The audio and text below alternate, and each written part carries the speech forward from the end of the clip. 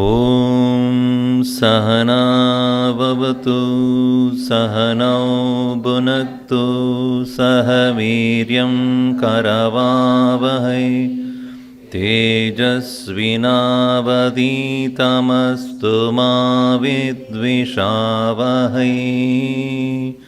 ॐ शान्ति शान्ति शान्तिः। समस्तजनकल्याणे निरतं करुणामयं नमामि चिन्मयं देवं सद्गुरुं ब्रह्मविद्वरम्। ॐ पार्थाय प्रतिबोधितां भगवता नारायणेन स्वयं व्यासेन ग्रथितां पुराणमुनिना मध्ये महाभारतम् अद्वैतामृतवर्षिणीं भगवतीम् अष्टादशाध्यायिनीम् अम्ब त्वामनुसन्तदामि भगवद्गीते भवद्वेषिणीम्।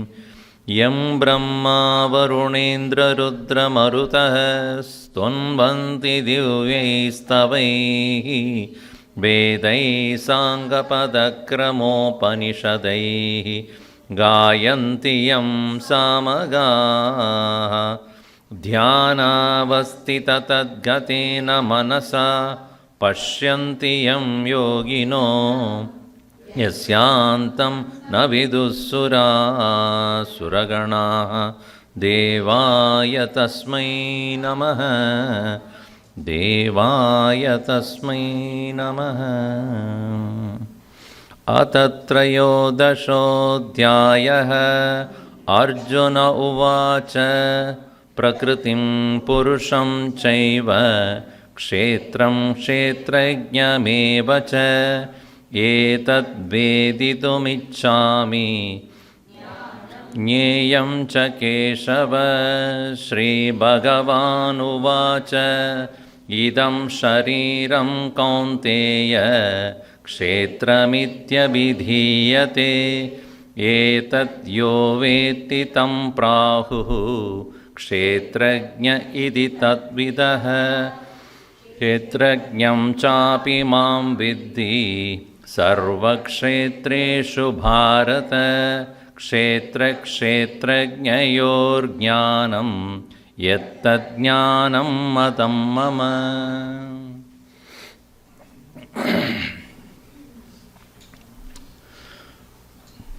Jnanam kim? What is knowledge? In this chapter onwards, the Jnana Yoga starts in Bhagavad Gita. And simply put, Kshetra Kshetrajnayoho Jnanam eva Jnanam. Etat Jnanam matam mama. Kshetram, as he said, is the field or matter. Idam shariram kaunteya kshetram iti abhidhiyate. Idam yatyad vastu jayate tat sarvam jadameva.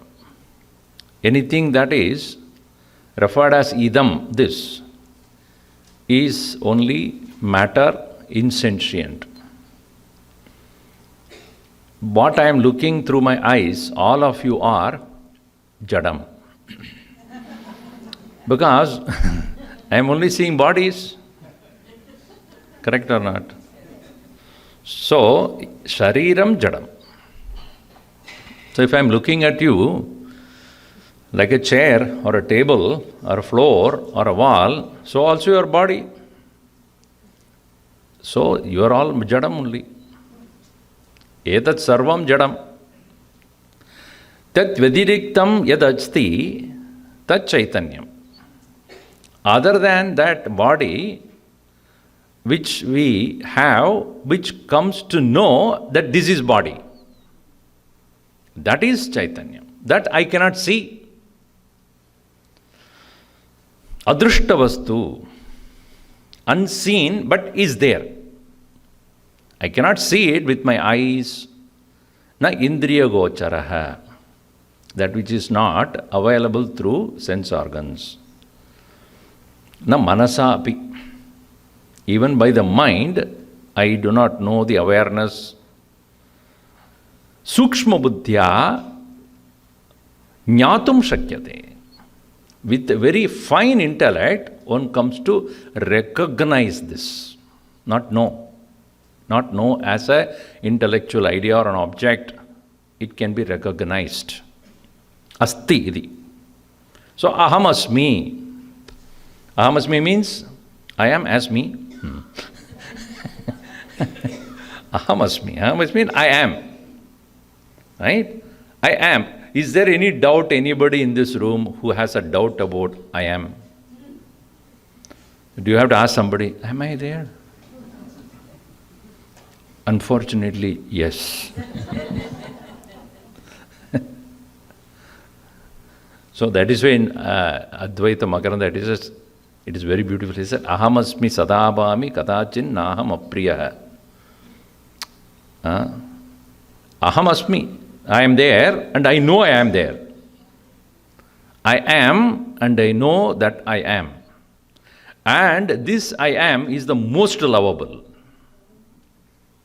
Isn't it? Kadachit na aham apriyaha bhavami. At no time I am hateful of myself. The first love, as I said yesterday, is only for ourselves.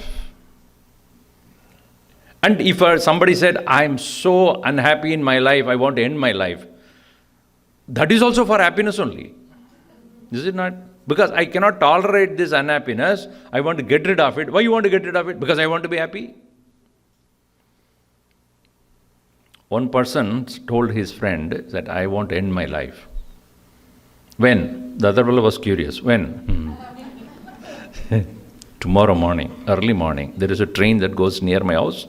Put my head there, I'm done with this. Oh, okay. Tell me, I'll come and watch. So next morning he was ready to see his friend going there to the track.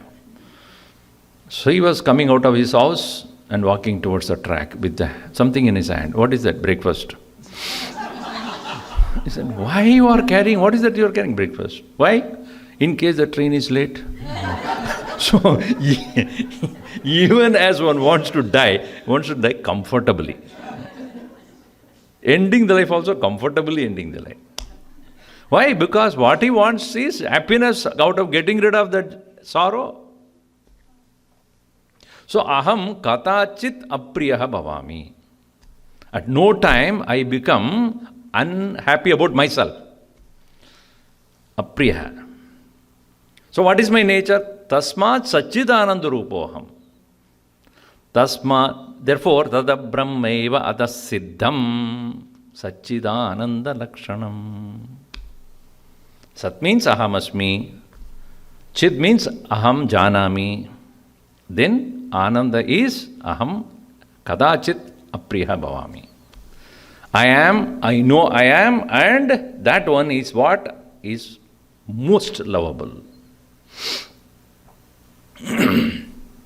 So anything that is referred as idam is jadam, which is here in this chapter is known as kshetram. In 15th chapter, the same thing will be referred as ksharam. Ksharas sarvani bhutani. Right? He says there in that same thing as ksharam, which is kshetram. Yet, so, yaha janati, that this one who knows the kshetram, the subject is kshetrajnaha. One who knows anything and everything that is inert.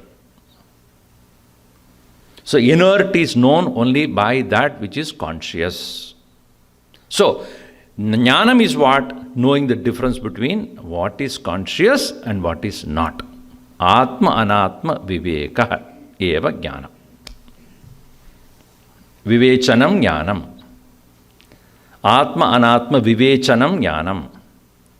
The word viveka or vivechanam comes from the root word which in Sanskrit, which is in English also, which? which is you? This or that? Same, which vivechanam? Meaning clarifying clearly, dividing between true and false, right and wrong. Here it is what is anatma and what is atman. What is real, what is unreal, what is self and what is not the self. Therefore, kshetra kshetrajnayoho jnanam yattat jnanam matam mama. So he has answered 3 questions so far. Kshetram is answered, kshetrajna is done, jnanam is done. But he is going to elaborate on that point. Jnanam. So now he has almost clarified half of the questions, set of questions. What is remaining is Prakriti, Purusha and Kshetrajna. Now before going into that, he says, let me elaborate on what this Kshetram means. Broadly he said it is all that is subject to perishing. But what are those? So in the next verse number 4. Tat kshetram yaccha yadricha yat vikari yatascha yat sachayo yat prabhavascha tat samasena me shrunu takshetram yaccha yadricha yat vikari yatascha yat sachayo yat prabhavascha tat samasena me shrunu. Tat means that. Again, the point is, what is close to us, it is etat or idam. This. That which is far away from it, it's called tat, that. Earlier what is referred as idam is itself now referred by Bhagavan as that. There is no difference as such. Whatever is referred before me as idam, kshetram, that alone is, I am going to take it up as that which I referred, kshetram, tat kshetram, yat, that which is. What is that? Yadrik. And yadrik, of what nature, what quality it is. And yat vikari, what are its manifestations or modifications? How does it change? What are the different forms it takes? Yat vikari. Yataha, what is the cause of it? And yat prabhavaha, what comes out of it?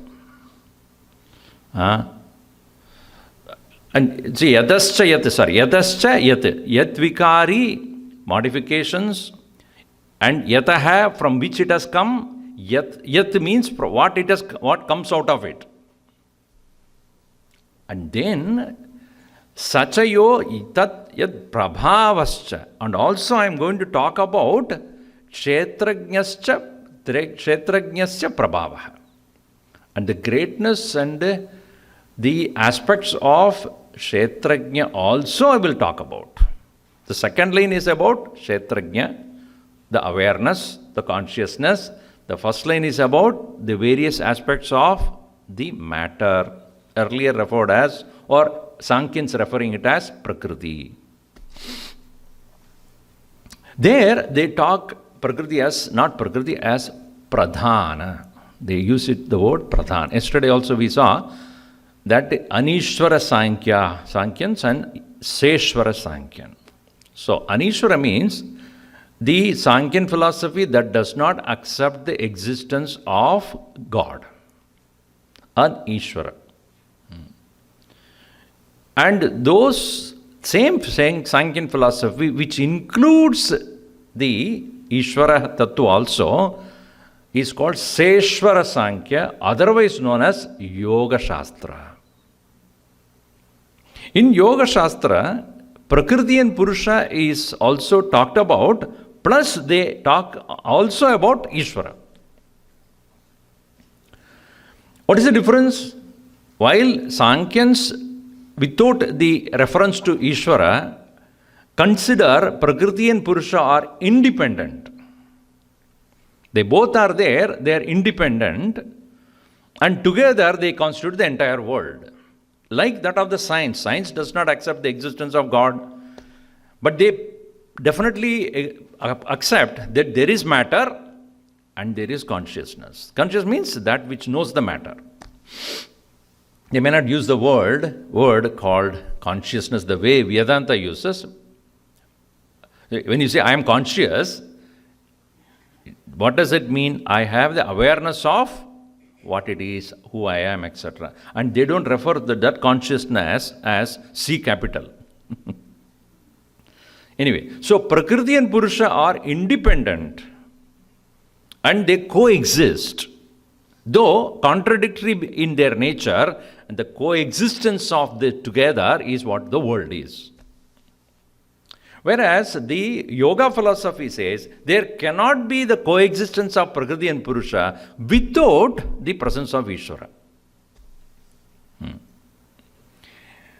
We'll not go into that now. We'll come to that Prakriti Purusha and then we'll discuss that. Now here, Kshetrajna is not equal to Purusha of Sankyans. There is a difference. Here, Kshetrajna is not Purusha of Sankyans. Why? Because Sankyans believe that every individual has got one Purusha. Meaning, consciousness is individualistic. Right? I am conscious, you are conscious, she is conscious, the dog is conscious, the cat is conscious, the tree is conscious. So, individually, everyone has got consciousness. But whereas Vedanta says there is no many consciousness. That's why Bhagavan has said what? Kshetrakyam chabhimam viddhi sarva kshetreshu bharata. There is only one. There are not many consciousnesses. There is only one consciousness. So that's the difference between Purusha of Sankyans and Purushottama or Purusha of these Vedanta. And when one comes to know that there is only one consciousness, that itself is totality, is known as Ishvara. So Ishvara is not independent or different from the Jiva per se. It is, Jiva is nothing but the expression of the same Ishvara in the individual body. Just like one current alone is passing through all these lights, right? And that light is various expressions of light. Some is bright, some are not bright, etc. It depends upon the apparatus. But the current is the same. One single power only is being used here. Similarly, Ishvara is one, expressions are many. According to the apparatus through which it is expressing, there will be limitation or full expression. Now, so I am going to talk about, first of all, what is that nature of the kshetram? What are the various modification, vikari, from where it has come and what are its effects? Tat kshetram yachaya drikcha yat vikari yatascha yat. Sacha, saha means here kshetrajna. Sacha yaha yat prabhavahascha. What are its prabhav? What are its various expressions, or how to understand it as powers? Tat samasena shrunu. In brief, I am going to talk about. I am not going to go elaborately on that, very briefly. Therefore, shrunu. Gurudev always puts, listen, don't hear. If you are hearing, it will be cross ventilation. So what did Swamiji say for 1.5 hours? He spoke. I also know that. Your wife will ask when you go back. What did he say? I couldn't come. I hope I didn't miss too much. What did he say? He actually spoke on Bhagavad Gita. That also I know. 19? No. 13th chapter. 13th chapter. Okay, well, in 3rd chapter, which verse? Oh, what verse means what? Which shloka did he say? No, I think he said 3-4 jokes that I remember. So that is called hearing. It is as good as a hearing. Nothing happens. Once Gurudev was there and he was giving lectures. And he was sometimes, he got so upset with somebody, in that, it is there in the Gita talk. These people who come here and start fighting with each other, they don't come here to listen to this knowledge and become better. They are as good as like the dog there. What does it understand at the end of it? Nothing. So are these people. Meaning, you merely physically present does not mean anything. Are you getting anything better out of it? So therefore, here to Arjuna is also says, Shrunu, listen. It means with your mind behind your ears. That's similar to seeing and looking, right? Look means just look means with the mind. See means just see. So look here, meaning pay attention. Similarly, Shrunu means pay attention. Now he is going to explain what is the origin of Kshetram. Because he said first what? Yatascha. From where it has come, let me explain. Rishibir, first of all, he talks about the greatness of this whole thing, the knowledge that he is going to give. Then he will go into the cause of it. This Kshetram and Kshetrajna, subject matter of Upanishads, this is spoken in great length by ancient masters. He says here, Rishibir Bahudha Gitam Chandobir Bividhai Pratak Brahma Sutra Padaishchaiva Hetumadbhir Vinischitaihi Rishibhir Bahudha Gitam Chandobhir Vividhai Pratak Brahma Sutra Padaishchaiva Hetumadbhir Vinischitaihi. Specifically taking Kshetrajna or the awareness, which needs to be explained elaborately later on, he says, this Kshetrajna is Rishibhihi, by the Rishis, by ancient masters, Bahuda Gitam. In various ways it has been sung, glorified. Rishis are those, in translation for Rishi is seer. Those who have seen, those who have experienced, Apta Purushaha, ityartha, Siddhaha, Atmajnaha. Those who have gained the Atmajnanam, those who have realized the self, those who had the Aparoksha Jnanam, immediate direct experience. Samadhi Nishtaha, those who have abided in their self and become one with that. And these men of knowledge, they have spoken or they have given the details about not only the nature of the self, but also how to reach there. Bahuda Gitam. Gita means Katitam, spoken. It is not that he kept on singing. Gita means they have glorified various ways. Chandobihi. Chandobihi means Vedaihi. By various compositions or various Upanishadic statements, Chandobihi Vividaihi, Nana Vidaihi, various ways, Pratak. Pratak means distinguishing the nature of the self away from, different from what we already know as the world. Vividai pratak. Pratak means it is different from what is popularly referred as individually, ignorantly as self. So that's why we put small s for what we referred as ego and capital S. So when I came first time to US, so from the airport I was coming, I was kind of jet lagged. So I was coming, and then the person who was taking me, he stopped at the gas station, and I was half awake and I looked outside. In the gas station is written self. So first time, wow, America is so vastly Vedantic. Even in the gas station, they are reminding about yourself. I did not know at that time what they mean is serve yourself. Nobody is going to help you. So capital S, self. So what is the distinction between the self, real self, and what is now we understand as self?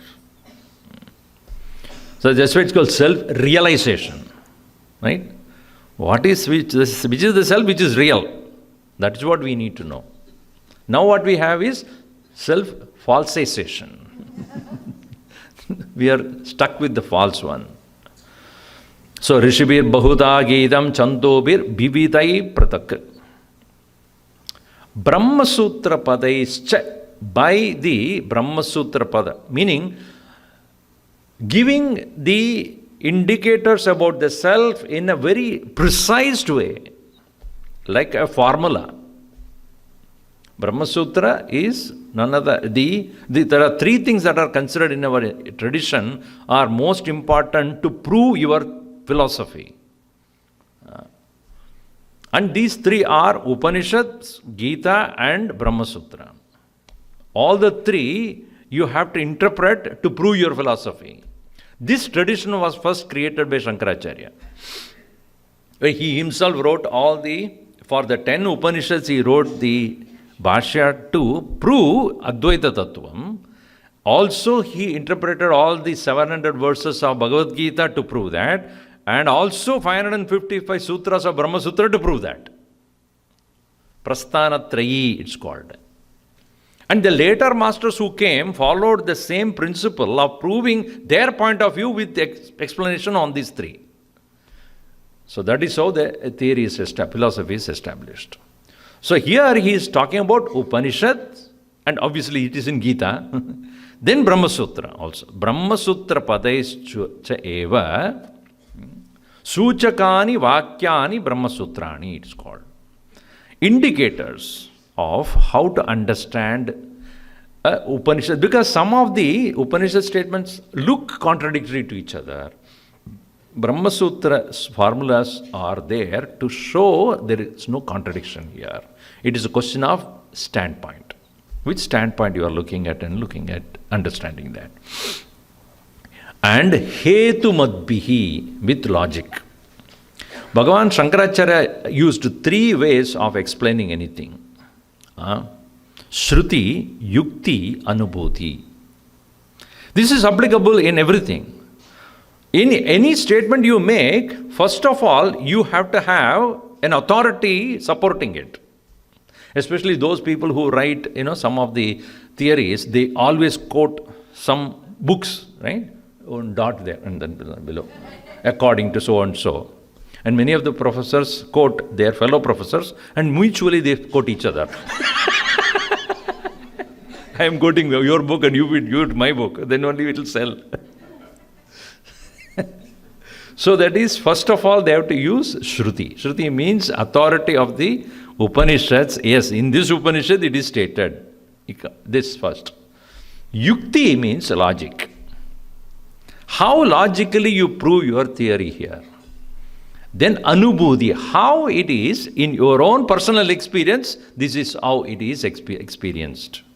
Shruti, Yukti, Anubhuti. So Hetu includes all the three here. So Hetu Madbihi, with the logic, especially the methodology of thinking. Hetumadbihi, with the quoting the correct source and proving it logically. Hetumadbihi vinischitaihi, determined. So what I am talking about Kshetrajna is not my own idea. Bhagavan Krishna says, I am not coming out with my own thought about it, original thought. No. This is already stated in the Upanishads. It is spoken by great masters. It is found in Brahma Sutra. And it is being proved logically as well. So this is to prove that the Kshetrajna idea is not something which I came out yesterday night. It is already there. It's like Sadeva Somye Idamagra Asid Ityadi Vakyena. By the statement like that alone was there in the beginning as pure truth, nothing else before that, nothing after that which is other than that, etc. So this way, yuktibihi vinischitaihi, asamshaya rupaihi, without any doubt. Now, having said this, we'll focus on first for some time on the kshetram matter. So in the 6th verse, Mahabhutanyahankaraha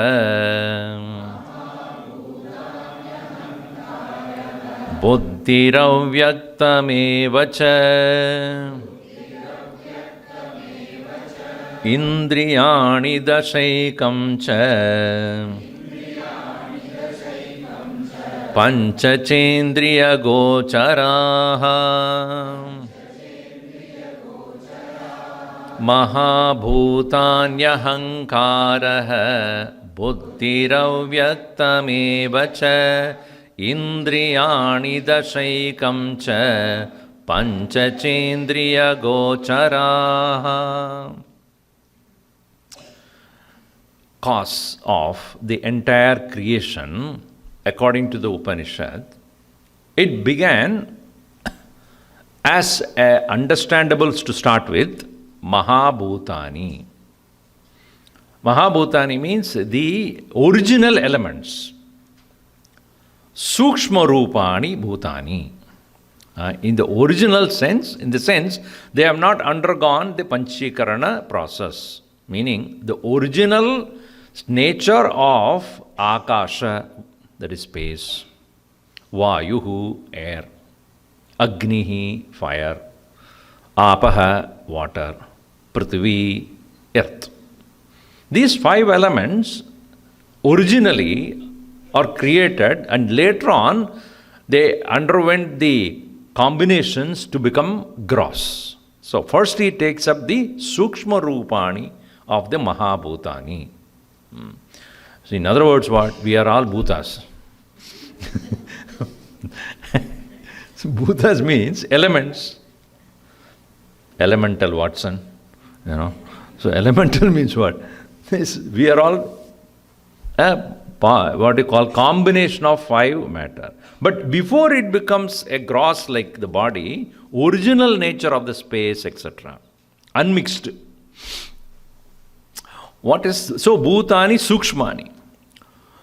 And it is also said here that Mahabhutanam Karanam Ahankaraha.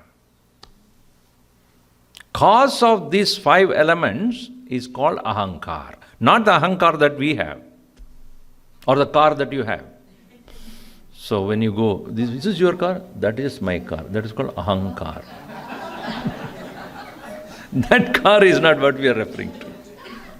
Ahankar is the sense of I. The sense of I, which is the cause of Mahabhutas. Now, we'll come to that little later. I'll explain that part. The karanam for ahankar is buddhi. Adyavasaya lakshana buddhihi ahankara karanam, which is also referred as mahat tattva. In some of the Vedanta texts, you will find as mahat. So, here, Panchabhutas, Karanam for cause of the Panchabhutas is called Ahankar, and cause of the Ahankar is referred as Buddhihi. buddhehe karanam avyaktam, prakriti, maya, the power of the Lord. So power of the Lord, maya, from there came buddhihi, mahattattva, then ahankar, then panchabhutas. This is how Upanishads have explained creation. Now, Upanishads' explanation on creation is only because we are experiencing it. Ultimately, you will say that these are all not true also. Because at the present moment we are experiencing the world, it has to be explained.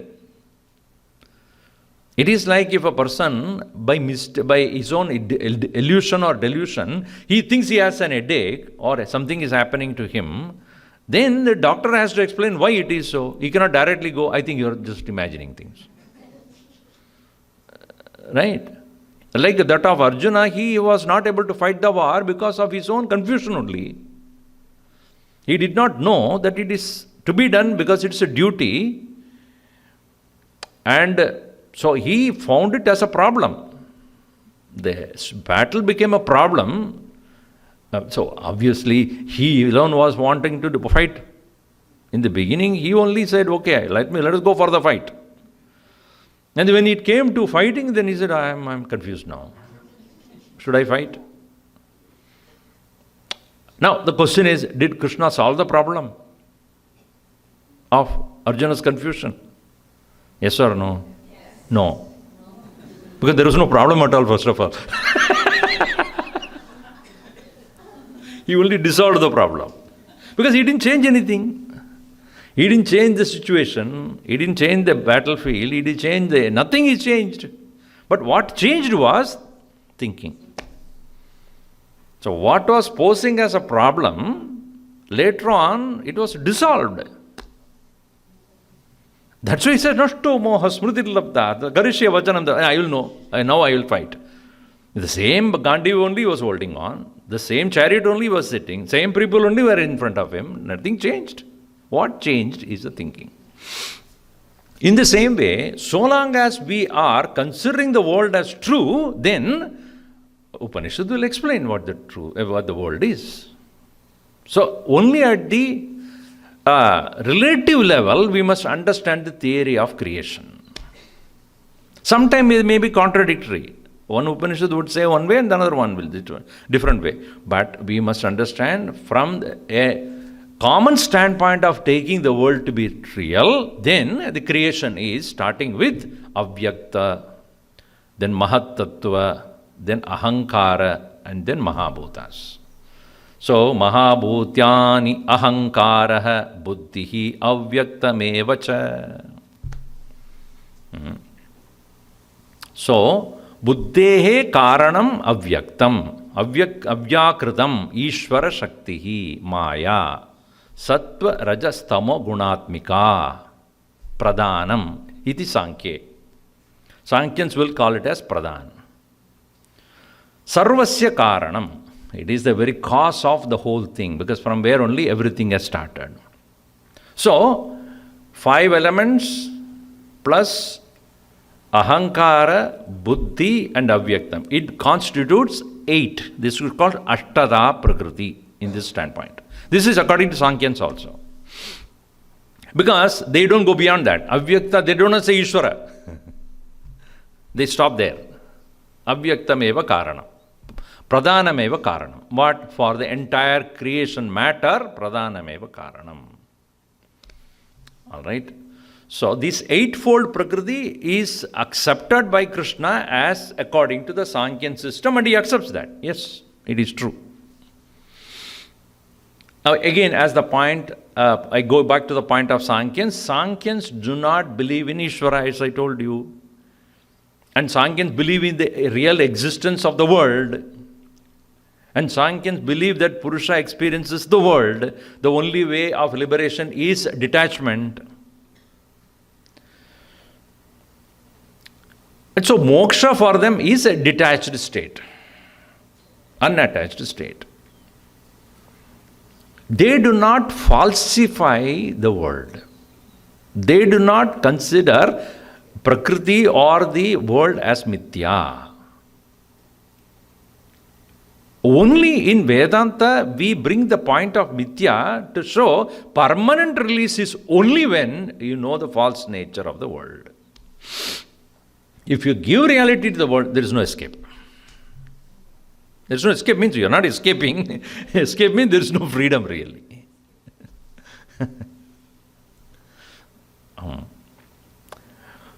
All right.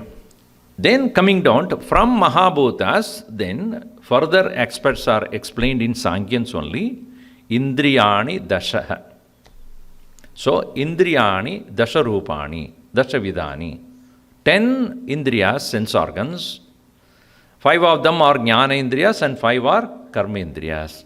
Eyes, ears, nose, tongue, skin. 5 jnana indriyas. Then speech, hands, legs, reproductive organ and anus. These are considered as 5 organs of action. Then ekam. Ekam is manha. So indriyani dasha ekam cha 11. So 11 plus 8 before 19 has become. Then panchacha indriya gocharaha. Indriya vishayaha. Shabdadi vishayaha. So what the field of the organs of perception are 5 in number. That which we hear, that which we taste, that which we smell, that which we see, that which we will touch. Shabda, sparsha, rupa, rasa, gandham. 5. So 19 plus 5, 24. These 24 aspects are considered as kshetram by Sankhya's, which Krishna, without paying any copyright, directly prints it in. Swamiji, everybody copies here and there. Kathopanishad verses are directly taken in Gita without paying any copyright. Reason? Gurudev says, you know why they don't pay copyright? Do you know why? Because everybody has a right to copy. The rishis never put a C mark on that. Because the truth is for everyone. Why should I copyright? I have copyright on the sun. What do you mean? So truth is truth. Everybody is eligible for, if they are ready, then they can experience it. Knowledge is also should not be branded. Any knowledge that is sold is useless. It doesn't really serve the purpose. So here also, directly from Sankhya's he has picked up. But these are the 24 according to the Sankhya's. All right. So this way, these are all the, first he has explained about the cause of all the kshetram. And what are those vikari? Now he is going to talk about vikari. What are the various manifestations of the kshetram? Ichcha, dvesha, sukham, dukkham, sangatas, chetana, dhritihi, etat kshetram samasena, savikaramudahritam, ichcha, dvesha, sukham, dukkham, sangatas, chetana, dhritihi, etat kshetram samasena, savikaramudahritam. Etat kshetram. This is what is called kshetra. Along with vikari, the modifications, expressions. What are the modifications here? We have seen what is the cause of this kshetram, or which is referred by me as kshetram. Starting from avyakta, then buddhihi or mahat, then ahankar, then what is that? Mahabhutani, then pancha, dasha indriyani, ekam manaha, and also indriya gocharaha vishayaha. Now, there is another commentator called the Madhusudana Saraswati explains a little differently. He says, Avyaktam, avyakradam, anirvachaniyam, mayakhya. What is referred as Maya in the Upanishads, mayakhya, anirvachaniya, impossible to describe. Impossible to describe. Why? Because it doesn't come under any logic. There are three categories of people in this world. First category of people are those who do not ask any question about Maya because they have no doubt about the reality of the world. So when you take the world to be real, there is no question of asking why it is what it is. It is real. I am experiencing it. There are other category of people who doubt it. Oh, what is this Maya? Why is it changing? Is it real or unreal? The third category of people are those who definitely know it is false. Right? Now, in the case of people who know as it is completely false, they are untouched by Maya. They are siddhaha. They are those who are accomplished. Say, when I know a thing as false, will I be troubled by that? When I know it is not true, as I said in the morning class, when I know that apple that is in front of me, mango, is wax, will I have any desire to eat that? Let it be there wherever it is. Nice, very nice looking. Let it be there. Mujhe nahi chahiye. I know it's false. Because what is false? That falls. Anything that is falling away, patati idi patram, like, right? Why the leaf is called leaf? Because it leaves. As simple as that. So false is false. And as the person or the set of people who have understood the false nature of the whole world, they have no more question about the Maya because its nature is like that.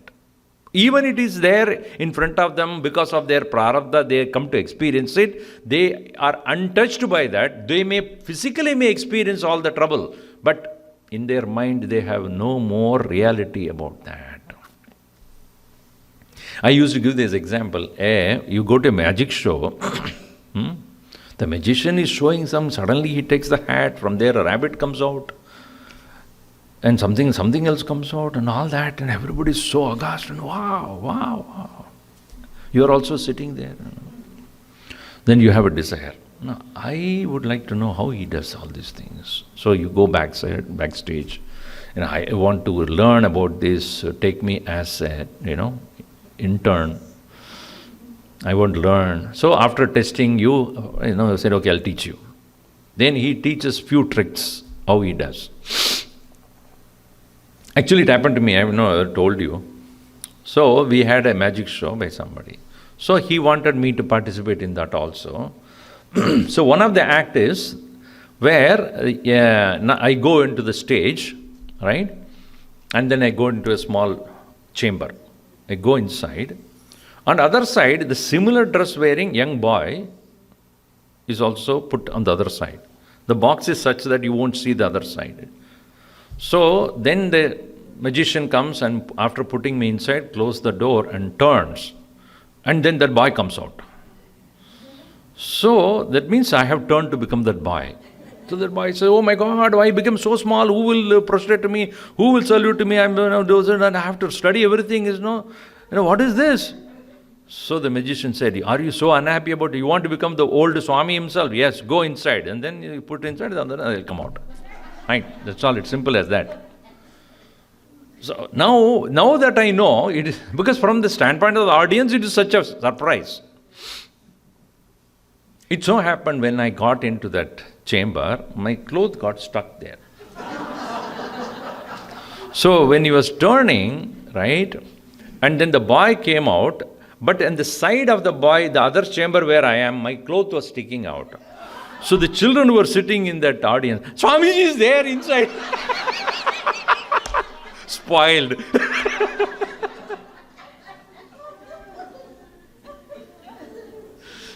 So anyway, so when you come to know how the magician does his magic, actually what is he doing? What is there he doesn't show, what is not there he shows you. Yad asti, whatever is there, tat tirohidam bhavati. So it is become hidden, avarana. And what is not there become vikshepa. So avarana is hiding what is, as Gurudev calls it, non-apprehension, tirobhutaha. Then what is not there is projected. That's called vikshepa. That's the nature of Maya, avarana and vikshepa. So when the magician also does that only, avarana and vikshepa. What is there he hides, and what is not there he projects. So once you know what the magician does, tricks. Now you go back to the audience. Now you are also in the audience. And he shows what you already learned. Will you be surprised? This I know. Others are so surprised. Wow, how is it? You are so calm and quiet. You want to know? I know what he is doing. Similarly, a Mahatma who is living in this world, even though the Maya is working in all ways, quiet. I know exactly what is going on. That's going on because that is the nature of the Lord, playing with you. Maya veva vijrumbeyat yamaha yogi vayasvechaya. Dakshinamurti Sutram, he says, Maya veva. So, those people who have understood the nature of Maya are untouched by that, they have no questions in their mind. Those who have considered the world as real, they have also no question about Maya. Who has a question? Those who understand that the world cannot be true by itself, I doubt it. At the same time, how the Maya works? No. For them, which is what we are right now, it is anirvachaniya. For a sadhakana, Maya anirvachaniya eva. Only those who have surrendered to me with the correct understanding, Bhagavan says, Mama Maya, if you don't surrender, duratyaya, mamevaye prapatyante, Maya medam tarantite. So here, this Maya is anirvachaniya, trigunatmika, and parameshwari shakti. It's the power of the Lord. Duratyaya. Now, the buddhihi, according to Madhusudana Saraswati, says, buddhihi sargado sadvishaya mikshanam. Sarga ado, at the beginning of the creation, the Lord or the Supreme Power, which in the form of Sat, pure existence, being. Then Ahankara, which is the outcome of that buddhi, is Ikshana Anantaram Aham Bahusyam Idi Sankalpa. It is there in the Upanishad also. Bahusyam Praja Yedi Satapotapyada Satapastaptva Idagam Sarvam Asrijata. Sankalpat Sankalpakaranat Asrijata. Meaning he created out of his Sankalpa, out of his tapas. So that is what is called, that Sankalpa is called Ahankara. So Maya Shakti is the Avyakta Namni, Avyakta, and then Buddhi is Satrupa. Sadeva Saumya Idamagra Asi, that is the Buddhi. Then Ahankar is, may I become many, that Sankalpa. Tadaha Akashadi Kramena Panchabodha Utpattihi. Then the Utpatti of the Panchabodhas. That may I become many, and then the aspects of it, that the subtlemost aspect of the Sat Swarupa is Akash. Because Akash you cannot see, you cannot smell, you cannot touch, you cannot taste. But how Akasha is known? It is, how? Shabdharupena. It is the nature of the sounds. Then next one has two more, added one more, 2, and then the 3, and then the 4, and then the 5. Now, here in this verse, next verse, Icha, what are the vikara of the Kshetram? What are the manifestations of the Kshetra? This we all have experienced or experiencing. What? Icha, desire, dvesha, hatred. All these are all Kshetra vikar. How the various manifestations of the Kshetram, because he mentioned earlier Shariram. That which Shariram he didn't say. It includes Sthula, Sukshma and Karana. All the three aspects. In the Sukshma Sharira, what we experience? Icha, desire and Dvesha. See, Icha and Dvesha is more of the Buddhi, intellect.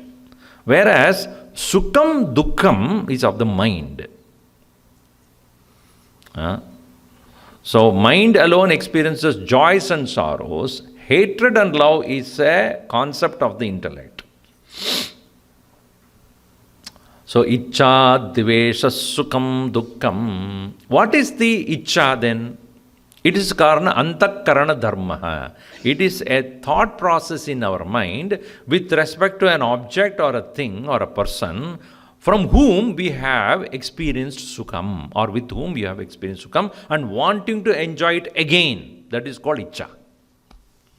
Desire is nothing but a repetition of the experience of a joyful endeavor.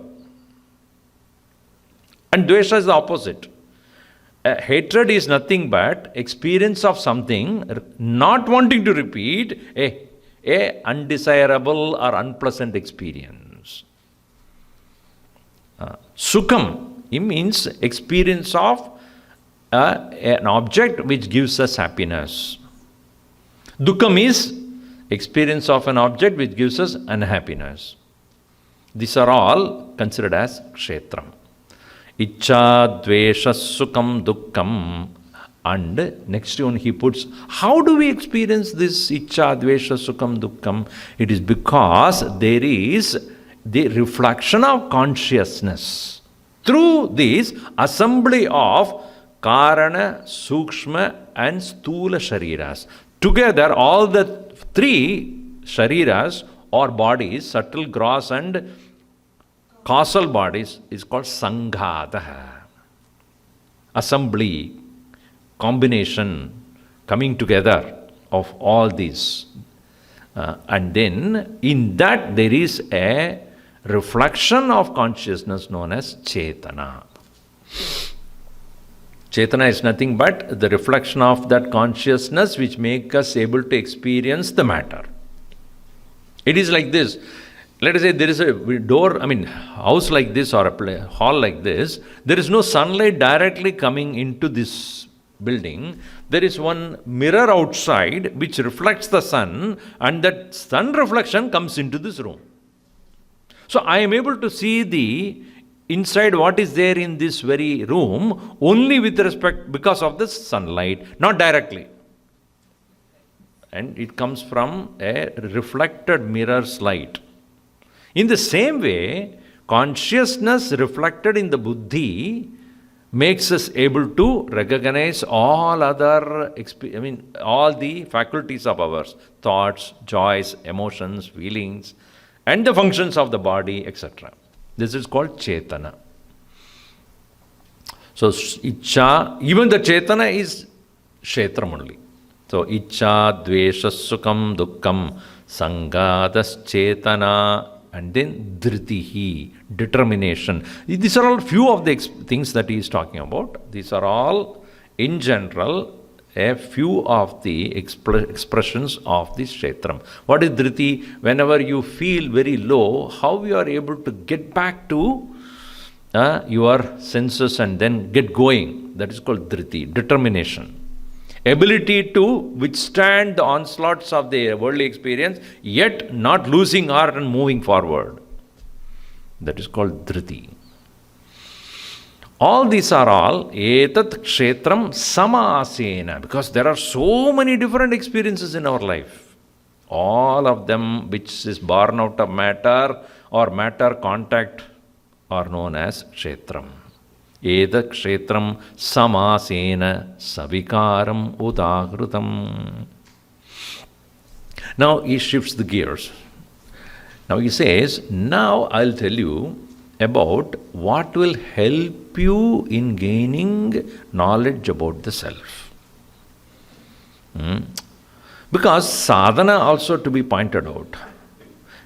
Kshetrajna is what? Kshetram janadi kshetrajna. Very clear, the awareness in you is the kshetrajna. But it is not directly perceivable right now. So what will help me to recognize this self I am, and how do I tune myself? In this particular context, Bhagavan introduces various adjustments to be done in the personality. Therefore, he gives 20 values. Very well known 20 values which are found in this 13th chapter are most useful for sadhakas. It is said that these qualities are fully developed in a Jivan Mukta. So that is why it says, Siddhasya Lakshanani Sadhakasya Sadhanani.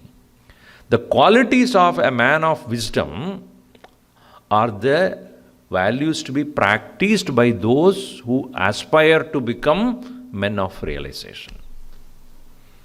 So here he starts with that. He says here, Amanitvamadam bitvam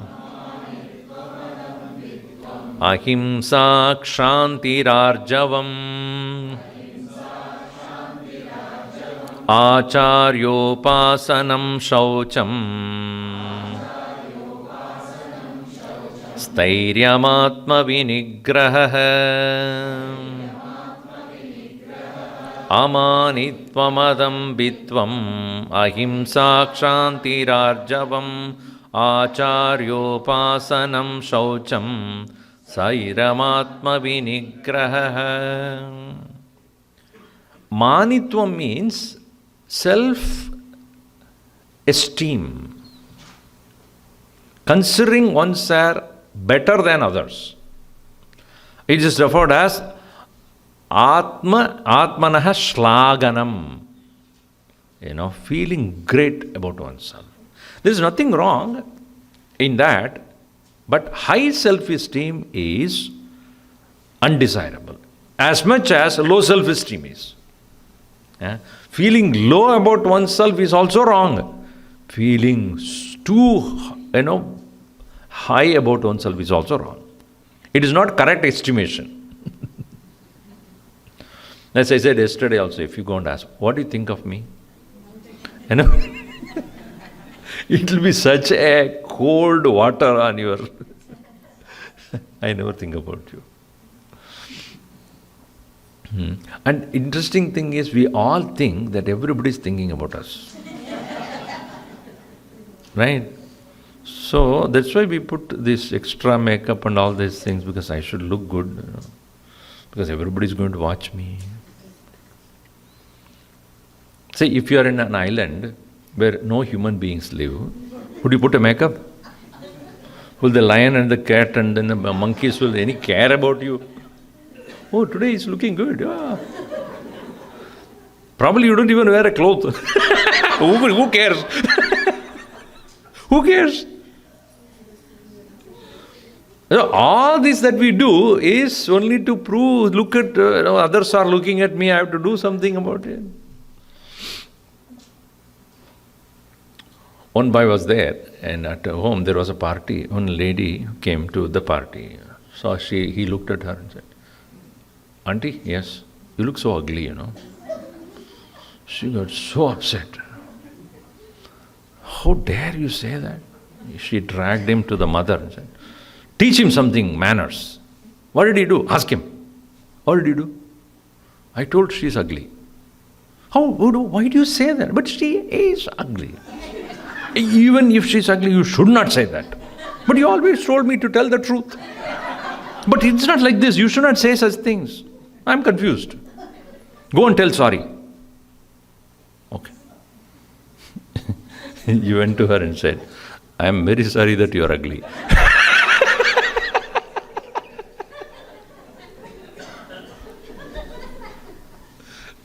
Poor thing, he is very straightforward. So, our external, all these things, and feeling great about oneself. Self-esteem, high self-esteem, that is called manitvam. Absence of that is called amanitvam. Being simple, straight, not having any kind of exaggeration about yourself. It is itself is adambitvam. In a different manner, adambit means exhibitionism. Meaning what is known as pretension. Pretension is nothing but pretension. If you are showing yourself as different from what you are, and somebody finds out, it's a tension. So you are always under tension when you are in pretension. Nobody will know who I am. So there is a dichotomy in your personality, one who what you are and what you pretend yourself to be. Adambitvam. Swadharma prakatikaranam. Oh, I am great, I did this, I did that, even if it is not true. Swadharma prakatikaranam. Dambitvam. Tadabhava. So these are all the inner, traits or the inner qualities that we need to slowly develop. That is being simple, unpretentious. Simplicity, not simplicity. Simplicity. Meaning in your dealings with the people and your requirements in this world, what you need, only you take, don't be, overdoing anything. And dealing with people at this very simple way. Don't be pretentious, don't expect too much, etc. Ahimsa. Praninam apidanam, meaning not hurting other living beings, either by speech or by the action or even by thought. Not having feelings, hateful feelings about, even the thoughts will be himsa only. So when we have a thought of hurting someone, at some point of time it will come out.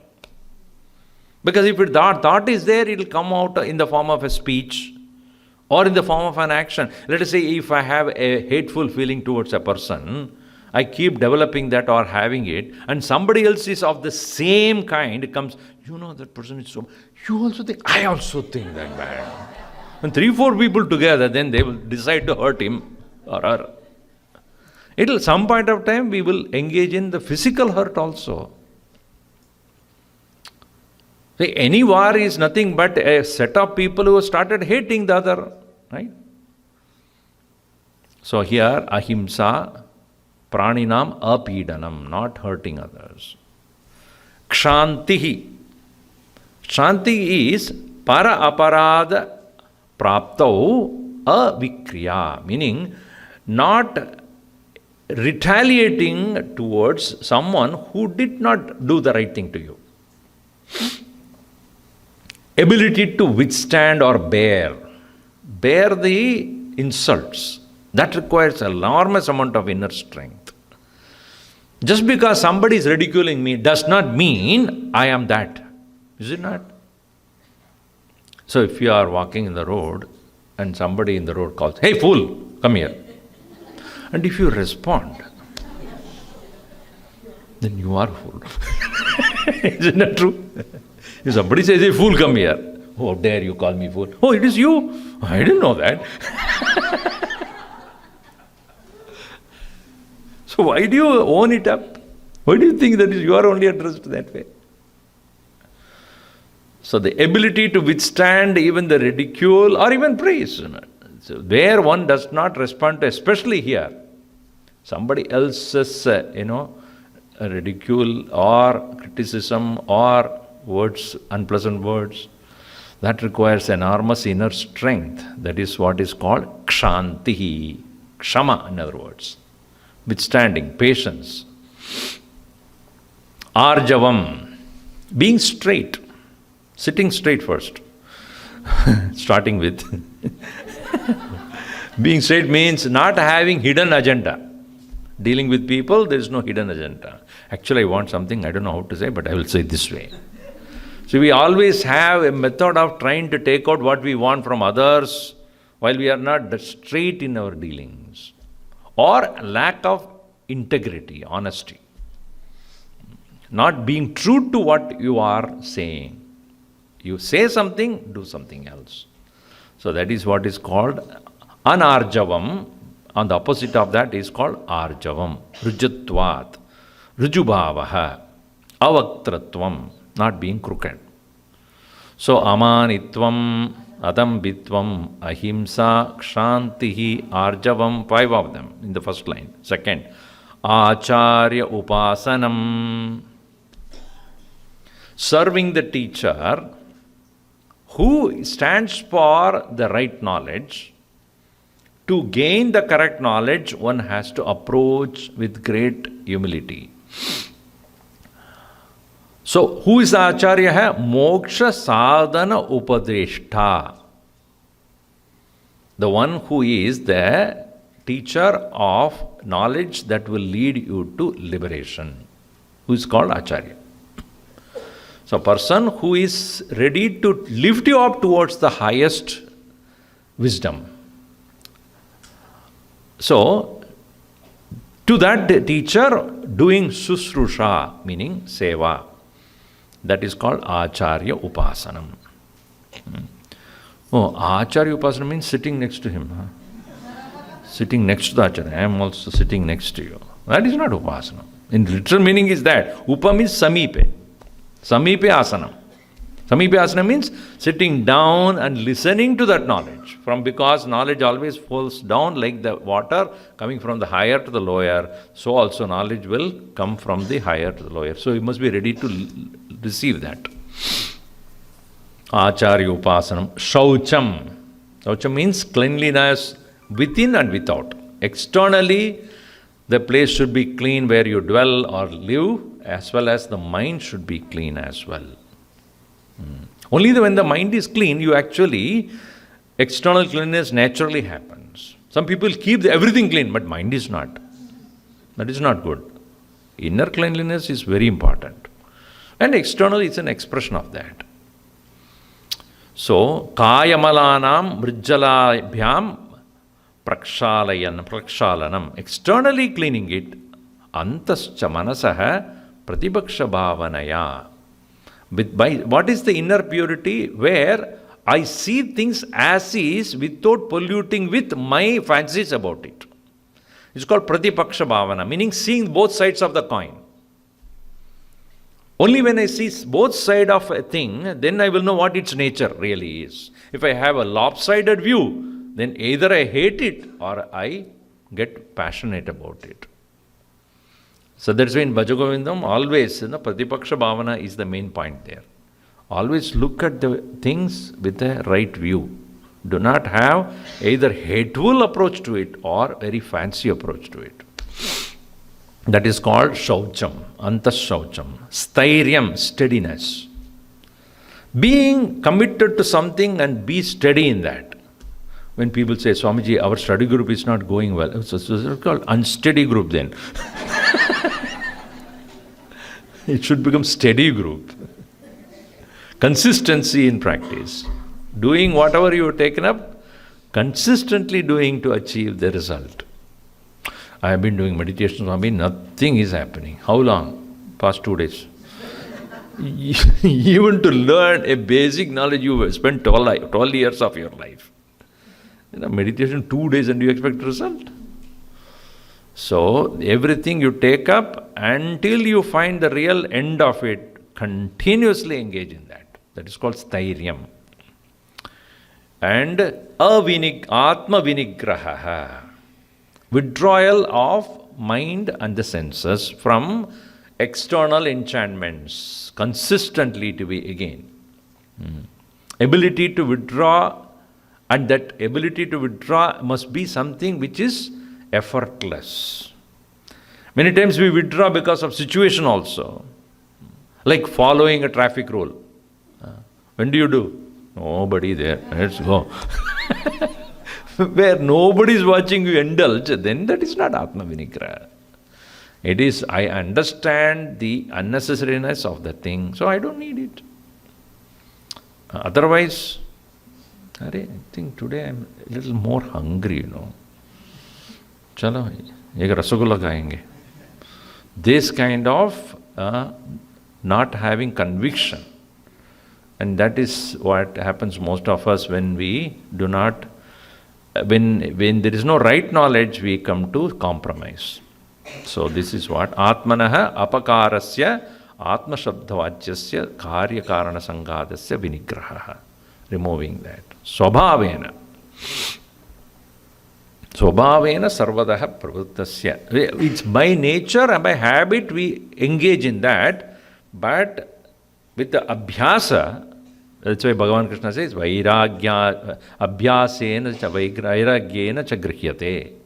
In Bhagavan Gita's 6th chapter he said, how do I take care of this mind?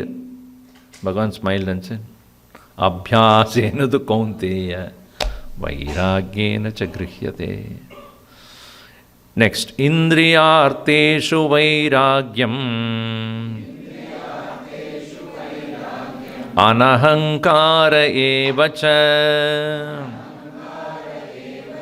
Janma mrityu jara vyadi Dukkha doshanu darshanam Indriyarteshu vairagyam Anahankara evacha Janma mrityu jara vyadi Dukkha doshanu darshanam. Indriya arteshu vairagyam. Indriya arteshu, the object of the senses, there is viraga bhava. Raga bhava is, that's raga means ranjanat ragaha. Meaning mind gets polluted by thinking about the quality of the object. Where viraga is, those things do not anymore create that mind modulations. The object will be there, but mind does not go there. It is not that you run away from it. Vairagya is not running away from that, anything. If you are running away, that means you give reality to that. Don't you bring that alcohol in front of me. I do not know what will happen to my mind. Then it is not vairagya. That means you give importance to it and you do not want that and you run away. That is not vairagya. Vairagya is there when even in spite of the object of interest is there, mind does not have any value for it. I don't need it. And that is possible only when we have a greater value for something else. It is like a person who is interested in one's health. When the unhealthy food is in front of him, he looks at it and I don't need it. Why? I am interested in my health. So my health is given priority and therefore this is not important. If you want, you take it. When I was in the university, I had two friends who were smokers.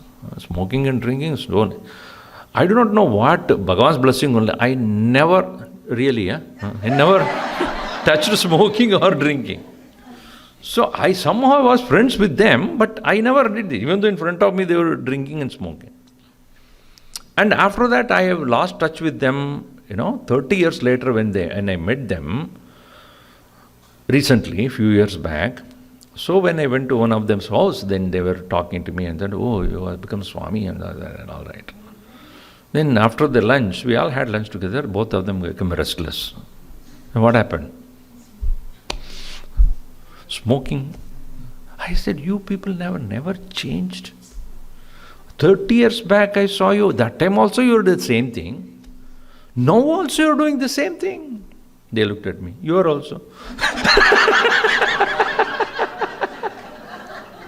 You are telling me that I have not changed. You also have not changed. Then also you didn't drink. Now also you don't drink. What is the difference? True. So when you know that it is no more of any value to you, in fact it is dangerous to you, and knowing that you don't anymore need to run away from it, I know I don't need it. That is Vairagya. So, Indriya Arteshu Vairagyam, even when they are present, they are there, yet one does not have any fancy for that. So, Indriya Arteshu Vairagyam, and then Anahankaraha. This Tadatma Varjitam, Sadhyartya Varjanam Ahankara. Tadatmya Varjanam means there is no more identification of oneself with anything else. This is called Ahankara by nature is Tadatmya Rupam. Tadatma iti Rupam. That is me. Or that is important to me. Or that I see as my own extension. Without this I cannot live. So when we have the idea that this is, I'm depending upon that object or a person for my joy, to that extent your identification is strong with that. That is called ahankara. First of all, it happens with our body only. Isn't it? This is me. That is why when you have a group photograph, whom do you look for that? Tell me first. In a group photograph, in that, Facebook they put group picture. Where am I? Nahi hai. I am not interested to look at why I am not there. What is I looking at? The first thing you look for is yourself. That is ahankara. If I am important in this, if I am not given any importance in a place, I feel not very comfortable. Why should I go there? Nobody gives importance to me. So the sense of I, very strong. That is, absence of that is anahankara. Then, janma, mrityu, jara, vyadi, dukkha, dosha, anudarshanam. So, janma, birth will always continue to next level as over a period of time become jara. Jara means old age, gerontology. Gerontology, nothing but jara is the original word there. Gerontology, geriatrics. Janma, mrityu. The two ends, birth, death. And in between you have jara, vyadi, dukkham. In all these, there is dosha anudarshanam. The defect is there in the birth, the death, the old age, sickness, and all the sorrows. This is not to create or show what called black picture of life or a dark picture of life. These are the facts which cannot be avoided at all. The only way you can avoid old age is die early. Die when you are young. That's the only way to overcome old age. But as you are growing, slowly, faculties will stop. What are you saying? Everything will slowly, disappear from you. One lady was combing the hair and there was a white hair. So her daughter was there next to her. So, Mom, you have got a white hair. All because of you only. So much of trouble you are giving. Well, I'm worried about you. That's why I have white hair. So she looked at her and said, you have created so much trouble to grandma. She's full of white hair. I am giving one little trouble and little one hair. How much trouble you gave to grandma then? So obviously, these are all signs.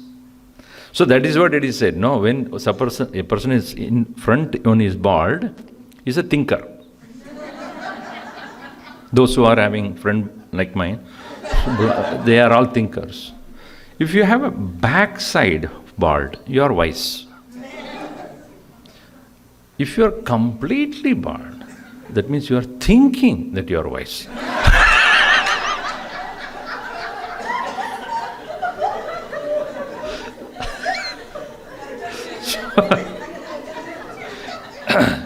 Anyway, Janma Mrityu Jara Vyadi Dukkha.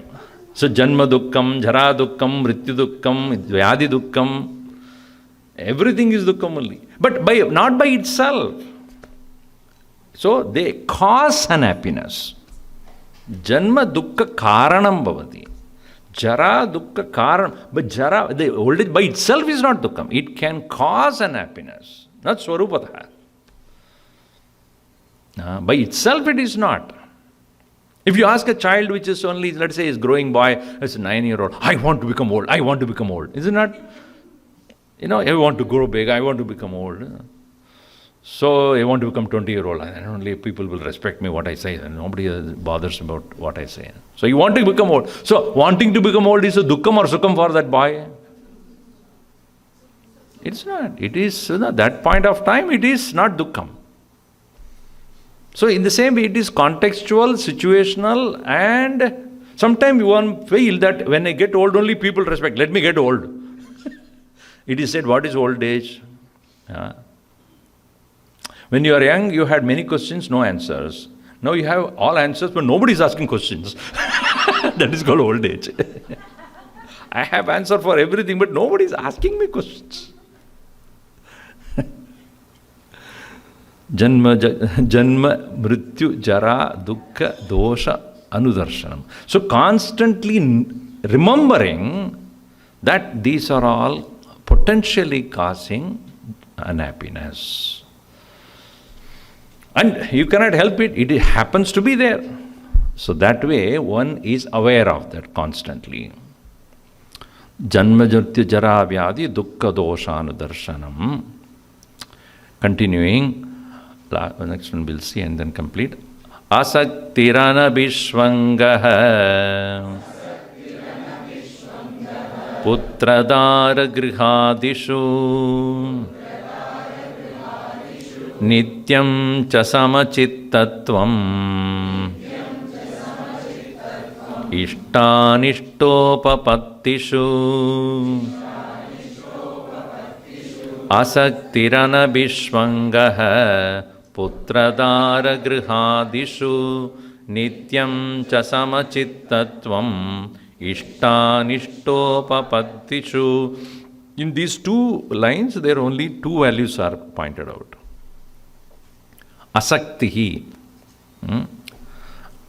Sanj means to connect, relate, unite, combine. Whereas asakti means not connecting to, associating with. Detachment, basically.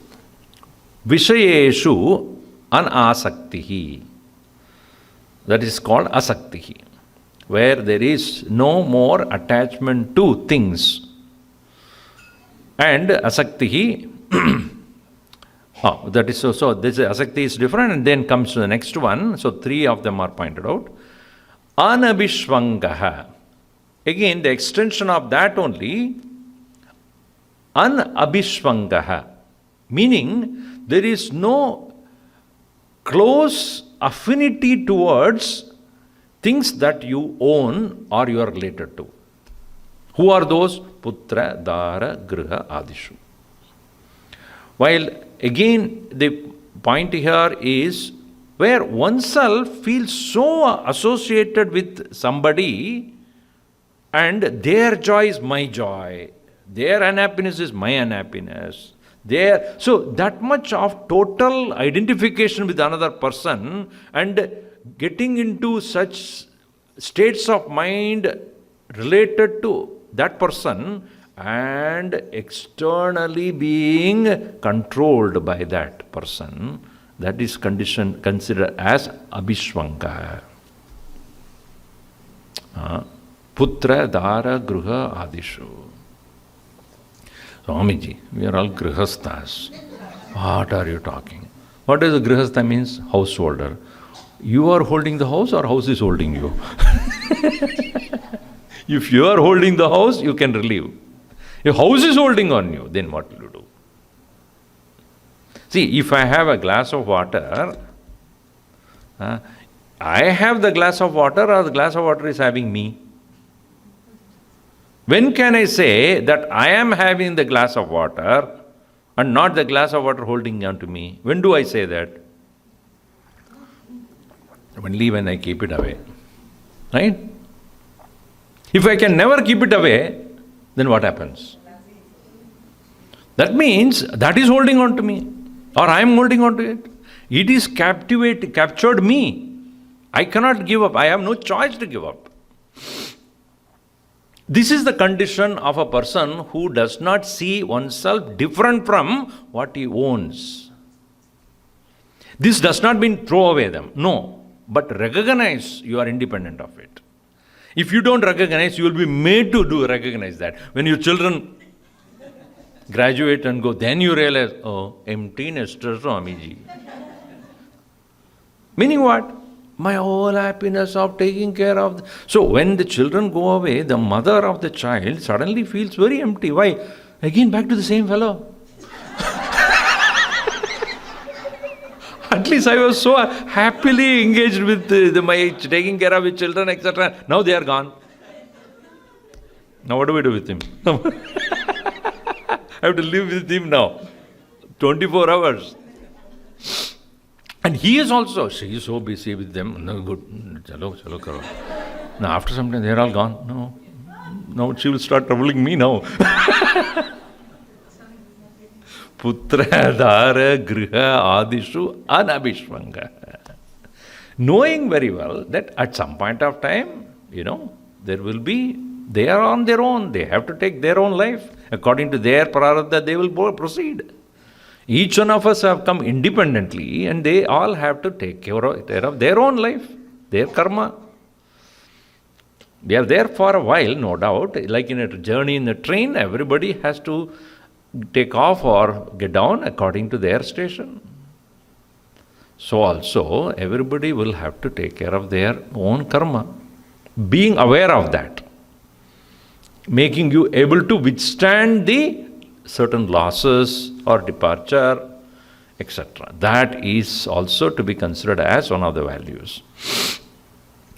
And that can be achieved only when nityam samachittatvam, always equanimous in the mind about what? Ishta anishta upapaddishu. Ishta upapattau, anishta upapattau cha. When the desirable things come or undesirable things come, or when desirable things go away and undesirable things come in. In both the cases, one's mind is equanimous. Why? Because the ability to know, ability to recognize and focus on what is permanent, thereby letting go of what is impermanent and temporary. More of it we'll see in the next session. Om sarve bhavantu sukhinah, sarve santu niramayaha, sarve bhadrani pashyantu, ma kaschid dukkhabhat bhavet.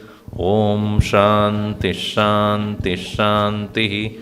Harihi Om Shri Gurubhyo Namaha. Harihi Om.